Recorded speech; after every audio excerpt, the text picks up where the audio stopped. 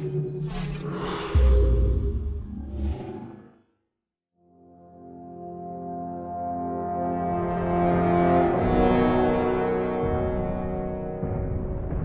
map pack in some ways is one of our first full direct Halo game projects.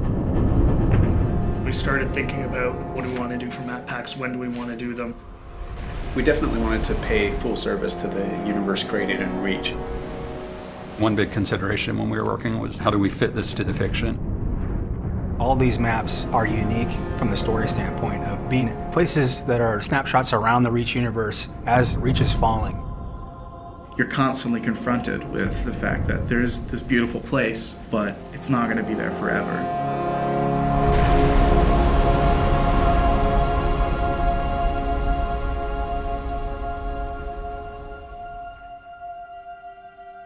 Coming up with the sort of spectrum for a map pack is a really straightforward business and at a very high level. You just say, what do we already have and what do we need to kind of flesh things out?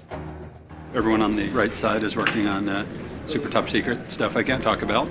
And then everyone over here is also working on super secret stuff that goes. Certain Affinity, we're an independent developer. It's kind of spread out where we have artists. Down here in Austin, Texas.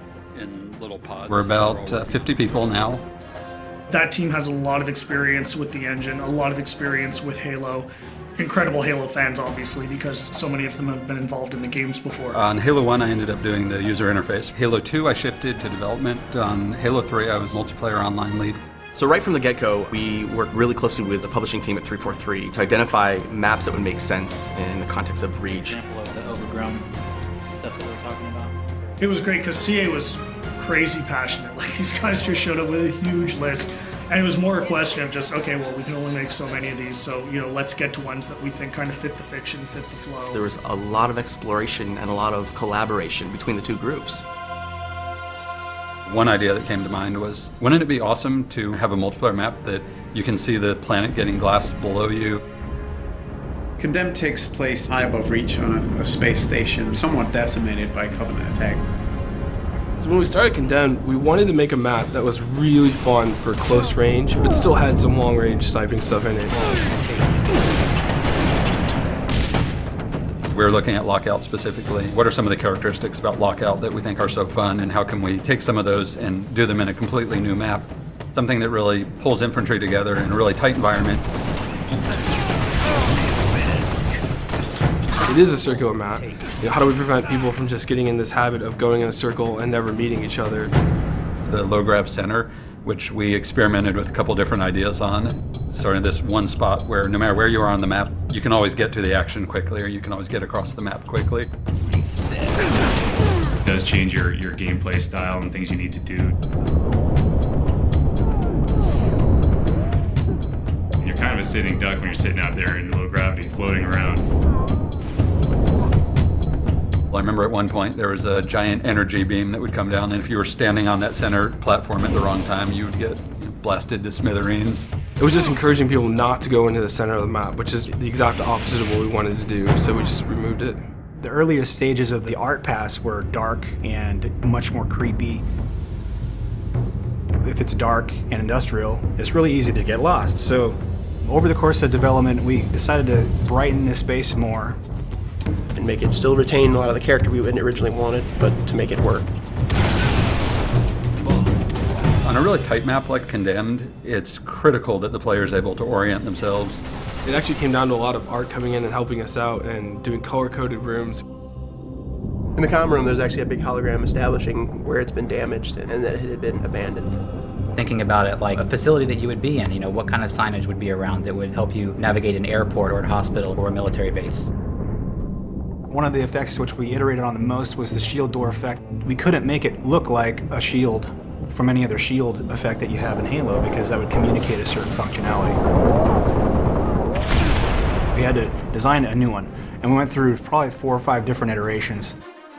Some were way too strong and way too distorted because people want to be able to stand and shoot through the reactor core, so we couldn't do anything that would really obstruct the view. I think it's going to be really fun when people play it the first time and they think they can go their old camping routines with the shield door and they just get a sticky grenade right in their face and they're going to drop it. At the end, I feel like we have a map which has a lot of mood in each of the spaces and really feels unique, not just in and of itself, but to the rest of all the maps that are within the Halo franchise.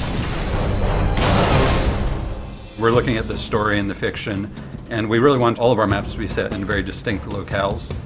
Highlands is a military training preserve where certainly Spartans did some training. You have the guard tower in the middle, judging the war games. The Pelican crash landed that had a bunch of Spartan 2s on it. The Covenant coming in and glassing the entire planet. The lighting for Highlands was really based around the idea of a forest fire. The closest thing we could come up with to glassing, nearby glassing. In some of the original concepts that we did, we were really going for more of an abandoned training facility. We had vines growing up, the buildings, and lots of overgrown foliage. Originally, the waterfall, which comes down through the middle of the map, flowed over and actually kind of hid the gully where the ghost is in there. While it's very interesting to do that kind of work, it doesn't really line up with the Halo aesthetic. Sometimes it's really good to just go back to a really simple shape and just get players meeting as fast as possible. From the ground up, we wanted to make a giant expanse with bases in it and vehicles in it.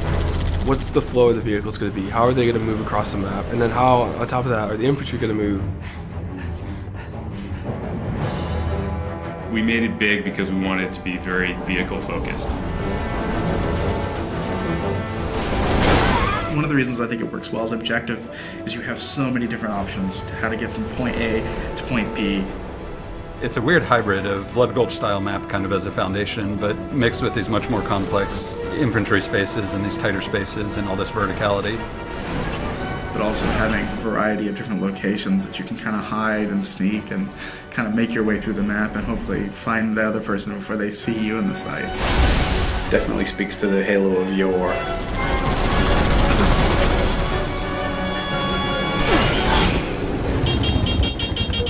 The new expanded firefight support meant that we definitely wanted to put in another firefight map. Unearthed is a really dusty, dry, arid environment. Reach is an industrial world, and its main purpose is a kind of military industrial outpost at the far reaches of human space. It's quiet. You can see the tire tracks on the ground where there's been human activity, but it's gone. It's a ghost town. It's a ghost world. So you're seeing this huge open cast mining facility with these kind of step plateaus where the minerals are being extracted from the ground. The complex itself is built right next to a meteor impact, so it made unearthing the titanium really easy. Set, start. Creating a firefight map is a very different experience. We have to account for all these different types of AI of all different sizes, of all different movement types. Phantoms come in and supply the enemies to the outer perimeter. Hunters are almost 2 times the size of a player. When you go to put a door in, can this giant hunter fit through it? We really wanted to make a map that would allow people to jetpack from multiple levels. We wanted people to be able to armor lock in hallways and block the AI and get them to have to move and do different things. We cater to a wide variety of playstyles. If you want to do close quarters combat, there's opportunity for that in there. If you want to just get in a vehicle and run havoc and run over, 40, 50, 60 grunts, then you can. They want more vehicle combat in firefight because that just adds a different dynamic than just being a Spartan on foot. There's an inherent oval racetrack, and we have warthogs. So you put 2 and 2 together, you can run laps through the map. So there's literally through the main structure, and then under the bridge, and then back around. You can load up with your buddies, get a rocket launcher, riding shotgun, and then run laps and just rack them up. Just mauling through tons of Covenant. It adds this kind of exclamation point on the excitement and fun that is firefight.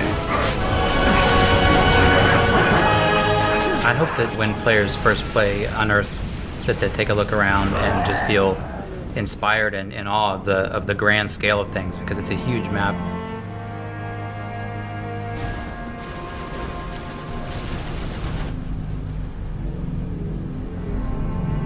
Unearthed is the calm before the storm.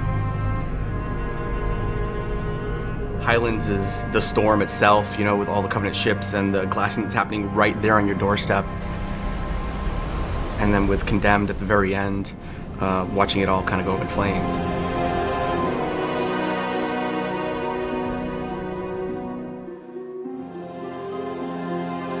This is really something being created by 343 and CA and just being created by a bunch of diehard Halo fans. This is our core business. This is all we're doing from now on is Halo games and Halo support and Halo maps. We have resources, we have people, and we're going to throw those people and those resources and that talent and that effort to the Halo franchise, and it's a huge responsibility. People should understand that we understand that and we respect that, and we're going to do everything that we can. The community is huge for us in helping us shape what it is that we do next. The more vocal the community is, the more they tell us what they like, the more we can make sure that we try to give them that experience.